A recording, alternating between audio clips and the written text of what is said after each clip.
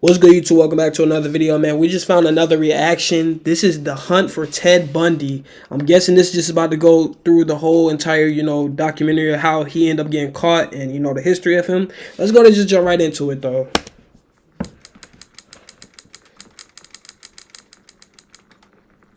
Viewer discretion is advised. Bob Hayward, a highway patrol officer from Salt Lake City, sits in his car 1975 on Hogan Street.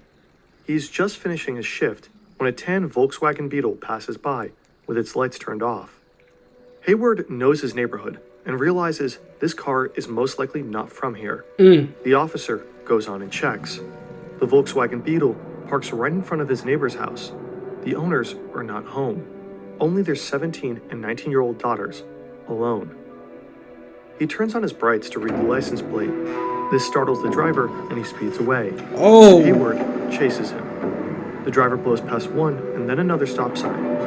Hayward has no intention of letting the man escape. A few minutes later, the Beetle finally stops at an abandoned gas station. A man gets out of his vehicle with his hands up. He wears blue jeans, a black turtleneck, and tennis shoes. He has shoulder-long dark hair and smells of weed. Wow. Hayward points his gun at him. The man says he's a law student and was at the local drive-in watching Towering Inferno. He got lost on his way home. The only problem is that Hayward drove by the theater earlier. Towering Inferno was not being shown that night. The officer checks the man's car and sees something very strange. The passenger seat is missing. In its place is an open bag with multiple very strange items. A ski mask, a crowbar, an ice pick, a box of trash bags, gloves, a pantyhose, rope, and some wire. In the trunk, Hayward also discovers a pair of handcuffs. I'm going to arrest you tonight for evading an officer, mister.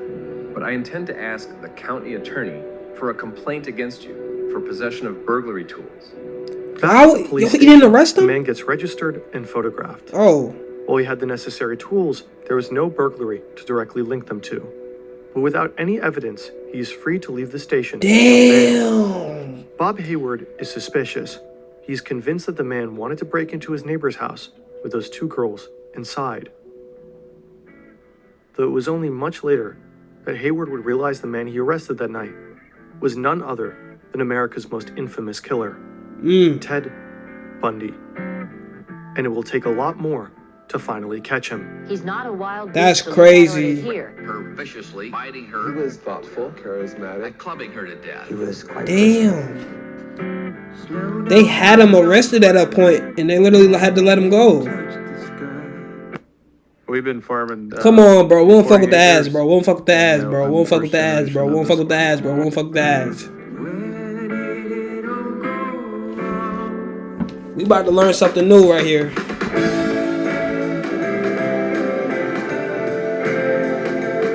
Why didn't he get arrested for evading police? I mean, he did, but like, damn, right? I guess they just ain't have much on him. Oh my goodness, this is about to be crazy.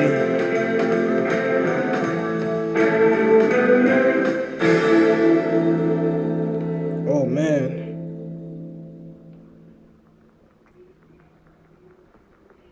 The mass killer. 80s are the era of serial killers in the U.S.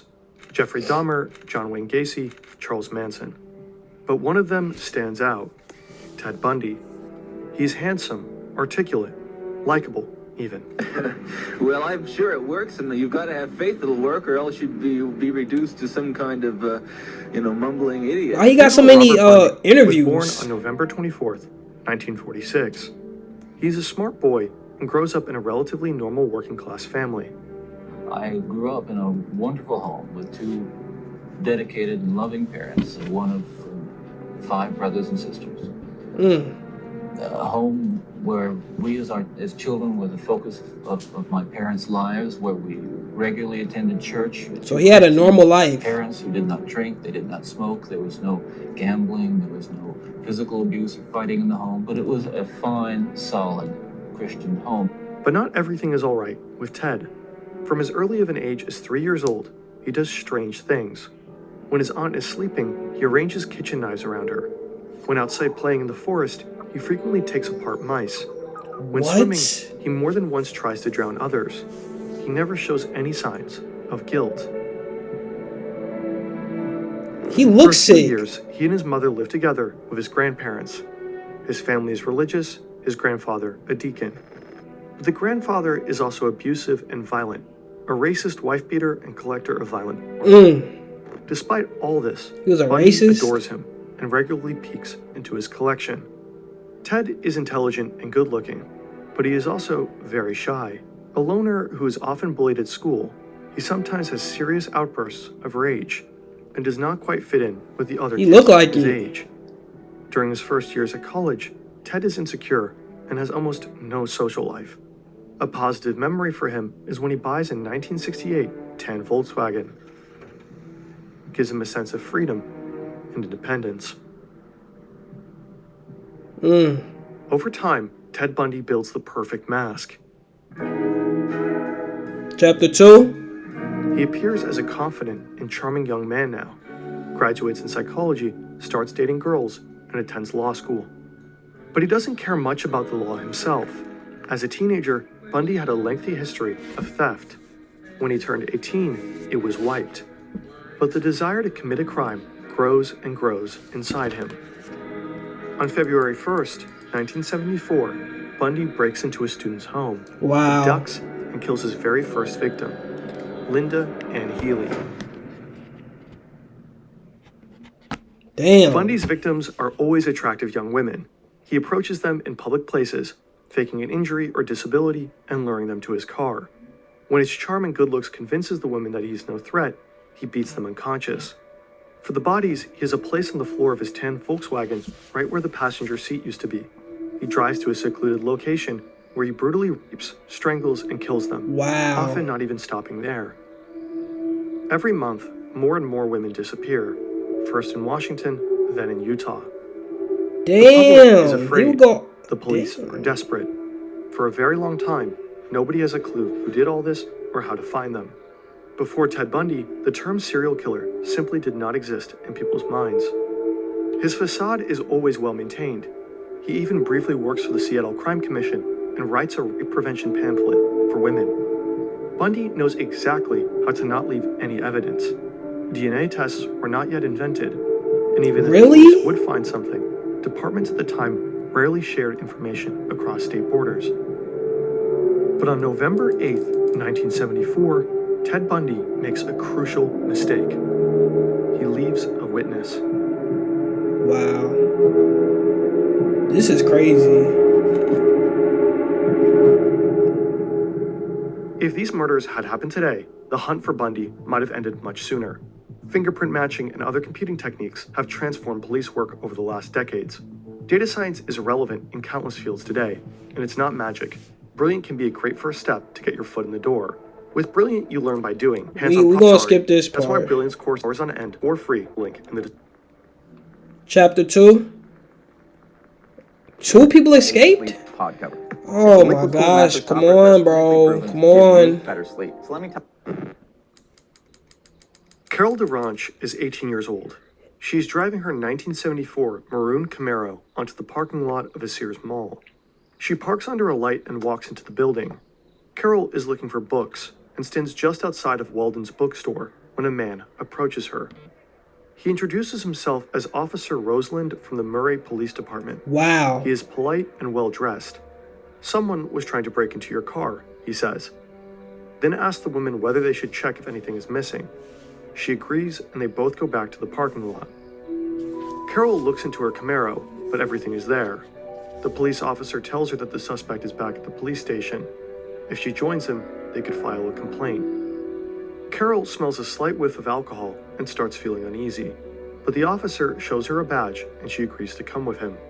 They go to the officer's vehicle. He but smelled it's not a alcohol police car. though. It's a tan Volkswagen Beetle. Maybe he's undercover, Carol thinks.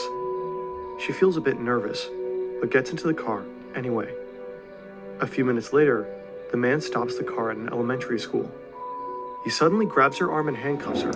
Carol starts screaming when he pulls out a gun. Oh. Carol is terrified. Luckily, she realizes that her handcuffs aren't attached to anything. So she grabs the door and quickly jumps out of the car. The man chases after her and pulls out a crowbar. He Oh. hits the woman once, twice, but Carol holds up her arms in defense, fighting for her life. Another car is approaching. Carol manages to break loose, runs away, and jumps into the other car. She goes straight to the police and reports the man who introduced himself as Officer Roseland and his Volkswagen tan Beetle. What? Bob Hayward is so unsettled by the man he arrested, the next day he mentions him to his brother, Captain Pete Hayward, a homicide detective. The detectives at the Salt Lake County Sheriff's Office immediately recognize the car. A year ago, a woman in Seattle reported suspicious behavior by her boyfriend. She saw an eyewitness drawing from a kidnapping that looked just like him. The woman's boyfriend also had a tan Volkswagen. 10 women have gone missing, and the man is on the list of suspects. The detectives start connecting the dots and invite Carol to a police lineup. So she escaped. 8 suspects in total are standing in line, including the man Bob Hayward arrested a few weeks ago. When Carol DeRanche sees them, she immediately identifies the fake officer. On March 1st, 1976, Bundy is sentenced to 15 years in prison for the attempted kidnapping of Carol DeRanche. The investigation picks up pace, and the police manage to connect him to another case, 23-year-old Karen Campbell. In October 1976, Bundy is sent to Colorado to stand trial again, this time for murder. If only his story ended here. How? Bro, what? In his second trial, Bundy decides to defend himself in court. He is a law student after all, and a very confident one. For that, Bundy receives slightly more freedom from the judge than other prisoners. A typewriter, a desk, unlimited and untapped phone calls, and access to the law library and the courthouse. There he can move freely without shackles or handcuffs. That's Bundy's trial ridiculous. is in full swing. During a recess, he goes to the library. His guard is in the hallway, smoking a cigarette. It is a sunny day. The sky is blue, and Ted Bundy jumps from a second-story window. The fall is hard, but after landing, he immediately runs across the street, over a fence, and into an alleyway. From there, he sprints to a river, and from there, straight to the mountains. This man escaped? Bundy planned his escape for weeks, jumping from his bunk bed to strengthen his ankles, going through his exact escape route again and again, putting on a second layer of clothes under his courtroom outfit, practicing how fast he can change, getting a haircut, shaving his beard. Wow. If you're a web designer, This nigga escaped jail? I did not know He goes that. into the courthouse and informs a guard that she saw a man jumping from one of the windows. The guards immediately sweep the floor. From the moment Bundy leapt from the windows, it takes them 10 minutes to realize he's gone. That's The police ridiculous. set up roadblocks. They send bloodhounds into the mountains and tell the residents to lock their doors. Radio stations and newspapers quickly cover the escape. 150 policemen are now hunting a killer on the loose. He Ted Bundy escaped. wanders through the mountains.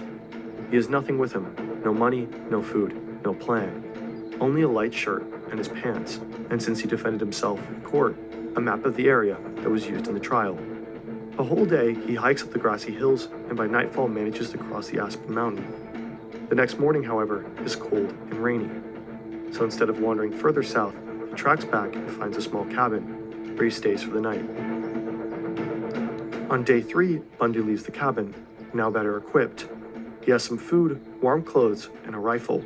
This sounds like some shit from a FBI joins the movie. manhunt, bringing in helicopters. Despite the map, Bundy gets lost. When a rainstorm hits, he becomes even more disoriented. The cold is doing the rest. He eventually starts walking in circles and lands back at the cabin. There, he finds tracks of the search party. They're onto him. For 5 full days, Bundy is hiking through the hills. With his ankles swollen and his food running low, he finds himself back in Aspen. His only chance of escape is to find a car. At a golf course, he finally finds an old Cadillac with the keys inside. It's the morning of the 6th day of Bundy. Bro, why was niggas leaving their keys inside of the car? Like, dog, that is crazy. He's escaped. 2 police officers see a Cadillac zigzagging on the road. They stop the car, assuming it's a drunk driver. Instead, they find a sober but weak Ted Bundy. He lost over 20 pounds and barely managed to steer So the he car. don't even look His nose is recognizable. wrapped in Band-Aid, and he wears glasses, but the officers easily recognize him. He is arrested only 2 blocks from where he jumped out of the Oh, they window. recognized him. Back in custody, Bundy now also faces charges for escape. He has to wear shackles and handcuffs when in court. It matters little to him. Almost immediately, he starts planning another escape. What? He escaped twice? A guard brings Ted Bundy a warm meal to his cell and leaves. But Bundy So he doesn't escaped touch twice. it. Instead, he lifts himself up into a small hole in his ceiling. In the weeks prior, he used a hacksaw he got from another inmate on an already loose light fixture to cut open a hole. To fit in there, he had to lose weight, so he reduced his meal sizes by constantly complaining about the food. Wow. To cover. Bundy is prepared. He accumulated $700 from donations for his defense. In the weeks before his escape, he used the trapdoor regularly, searching for a way out. He is And sick. found one. The vent leads to a small apartment of a prison guard. Bundy crawls through the tight shaft. This man's When he sick. reaches the apartment, he hears voices. The guard and his wife are eating dinner. Bundy just sits there, waiting for his opportunity. The woman says, "Let's go to a movie tonight." "Sure, why not?" the guard replies. A few minutes later, the door slams shut, and Bundy drops into the apartment's bedroom. He puts on a pair of blue jeans, a gray turtleneck, and blue tennis shoes. Then he walks out of the street through the front door. This time, it takes the guards 17 hours before they realize what just happened. Bundy has long vanished. Yo. Ain't no way the guards would, like, police officers were that retarded back in the day or something? It is a quiet night on campus. He went Parties across have mostly the United ended, and States. The local nightclub is closed for over an hour now. Nita Neary comes back from a date with her boyfriend. When she tries to enter her sorority house, Chi Omega, she notices that the door is unlocked. She enters and finds that the lights are still on. A few seconds later, she hears a loud noise from upstairs, followed by footsteps. A man comes rushing down the stairs. He's holding some kind of club in his hand. He hastily opens the front door and runs outside. Nita wakes up the others, and they soon realize a monster has been in their house. 4 young women have been assaulted. 2 of them will die. Wow. In the following weeks, Ted Bundy tries abducting multiple women, but always fails. Police couldn't hold Until he him. finds 12-year-old Kimberly Leach. 12? The girl is out in the rain. She is running across a basketball court to another classroom at her school when Bundy signals the girl to come over. She does. 12? This man's weird. David Lee, a patrol officer from Pensacola, sits in his car when an orange Volkswagen passes by with its lights turned off. Lee knows his area well and realizes this car is most likely not from here. He follows the driver and checks the license plate. The car is stolen. Lee turns on his police lights and the car starts to speed away. But David Lee has no intention of letting the man escape. A few minutes later, the Beetle finally stops. Bundy must have had a strange feeling of deja vu at this point. Dog, what in the world is happening? Stunning. Yo, even the police couldn't, like, hold This him. time, Bundy will not just get out of the car with his hands up. He will not say he's a student who watched a movie and got lost on his way home. This time, Bundy decides to fight.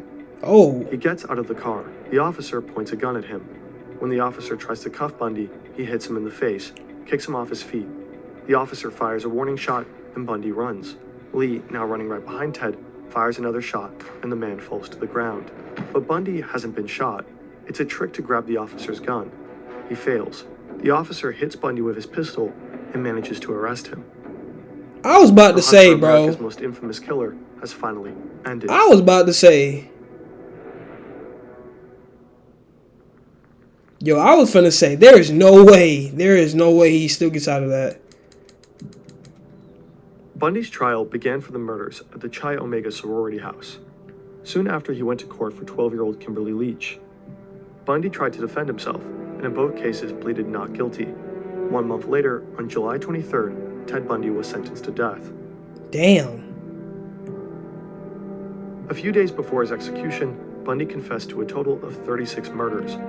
Newer DNA samples show that Bundy might have murdered over 100 people, starting his killings at the age of 14. Yo.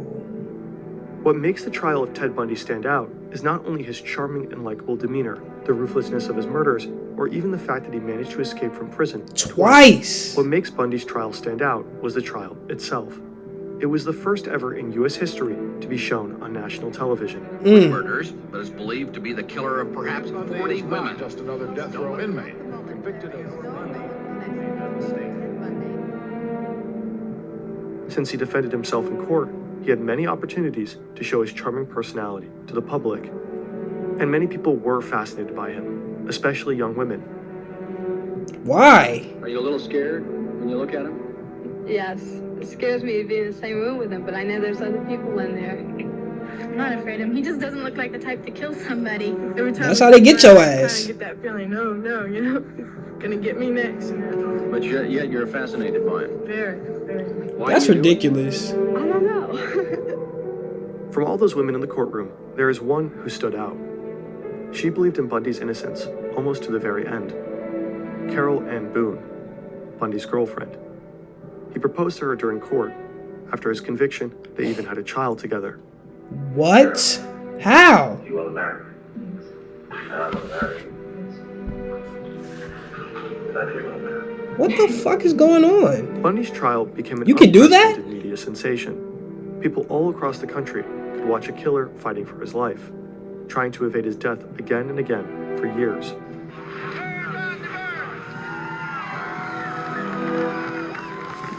On the last day before his execution, television crews from all over the country came to Florida State Prison.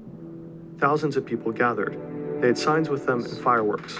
At one point, the celebration got out of hand. T-shirts were sold with a phrase you could hear people chanting: "Burn, Bundy, burn." Wow. On January 24th, 1989, after spending 10 years on death row, Bundy was executed via electric chair. The person who flipped the switch was a woman. Wow.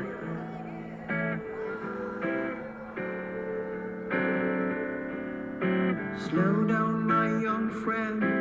You think you can touch the sky? Wow. All those women that he killed, bro. And he could have been got caught. He escaped jail twice. Dude, what? Nah, that's crazy. He has to be by far the most evil serial killer that I've ever heard of, for sure. That was actually sane. Cause you know some of them they don't be really there for real. Nah, that's crazy. And he had a normal life, as they said. That goes to show you, bro. You can't judge a book by its cover, though, for sure.